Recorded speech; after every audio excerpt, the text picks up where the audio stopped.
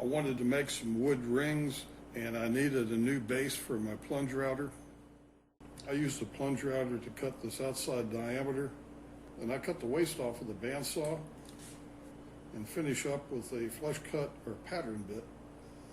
And I used a plunge router to make this cut through here and to make a shallow shelf. This will be cut out on the scroll saw, and again I'll finish that up with a flush cut or a pattern bit. To establish the center, I glue a piece of wood through here, find the center, drill a hole. Then I take, this is a piece of bamboo, it's 1/4 inch diameter. I'll run that back and forth in that hole, and that will burnish that hole and make it nice and smooth.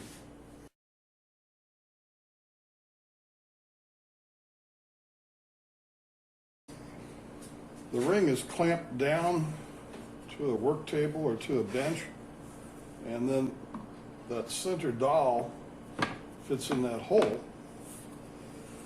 and pivots nice and freely.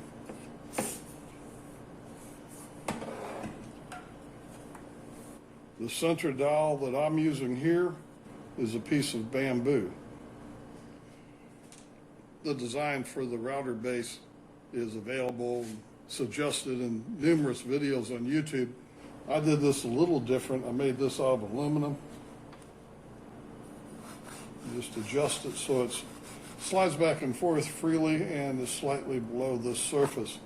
This is a 1/4 20-inch threaded rod, and I put that in there with Loctite. This hole is also threaded 1/4 20. That's a piece of bamboo. I bullnosed the end and cut a slight thread on the end of the dowel. And I took the cordless drill and ran that in there.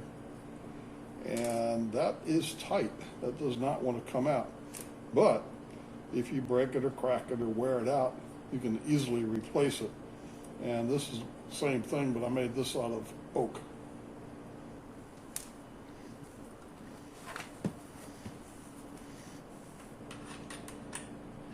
Fender washer and a knob.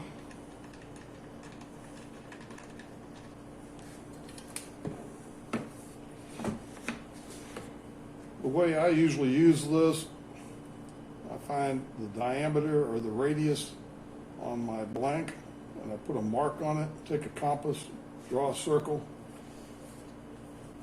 I put the plunge router on here.